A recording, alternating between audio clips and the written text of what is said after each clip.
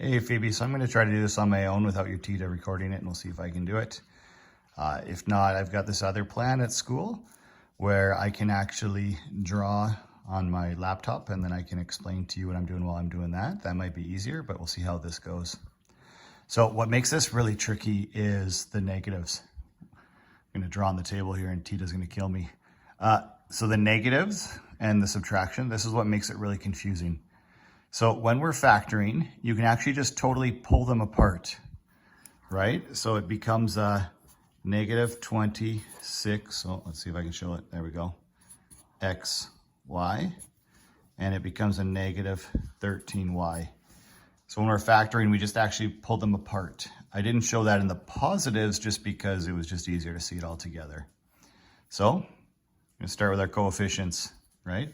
So I'm going to ignore the negative for now, and I'm just going to do 26. Okay, we'll ignore the negative. We're going to come back to it. Don't worry about it. So the factors of 26 are 1 times 26 and 2 times 13. And for 13, the only factors are 1 times 13, right? So my greatest common factor is 13.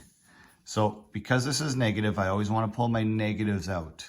The only way to pull a negative out or to get rid of it is to divide by negative, right? Negative divided by negative is positive.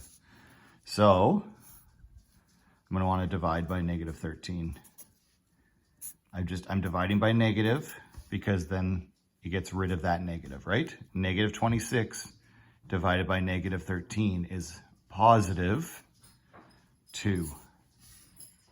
Make sense? Now, I have I have an X. I don't have an X, so there's no X's to divide. I have a Y and a Y, just one of each. So I'm not going to list it on the side. I'm just going to divide by that. Okay, so X, there's nothing to divide X by, so X just stays. It's 2X. And then Y divided by Y is 1, and as I said yesterday, we don't show the 1. Okay, now let's go over here. This is negative 13 divided by negative 13. It's positive 1. And then we have Y divided by Y, which is 1. So in this case, it's just 1 times 1. You okay with me so far? I hope so. And it also did turn into a positive. Okay, so now I'm just going to bring it all back together again. So it's just going to become 2x. The negatives are gone. It's now a plus. 1 times 1 is 1. Okay, so now I'm going to show my factored form, which was that guy right there, right?